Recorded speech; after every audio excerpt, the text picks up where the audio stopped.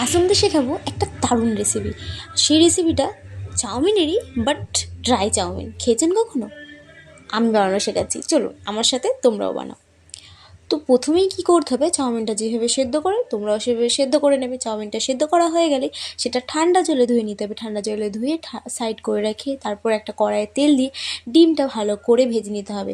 তেলটা অল্প পরিমাণ দেবে, বেশি দেবে না, অল্প পরিমাণ দিয়ে আবার সেটাকে গরম করে তাতে লঙ্কা, পেঁয়াজ আর হালকা একটু সয়া সস দিয়ে ভালো করে নেড়ে ছেড়ে তাতে দিয়ে দিতে হবে কেটে রাখা আলু।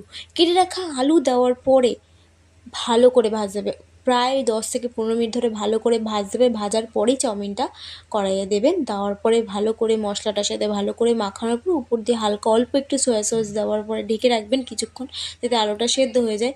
আলুটা সেদ্ধ হয়ে যাওয়ার পরে উপর দিয়ে টমেটো কেচাপ ছড়িয়ে দেবেন। তারপরেই পরিবেশন করে খেতে দিন। যে খাবে সে তো বাবা বলবেই। আর আপনিও খেয়ে দেখুন, দারুণ হবে রেসিপিটা।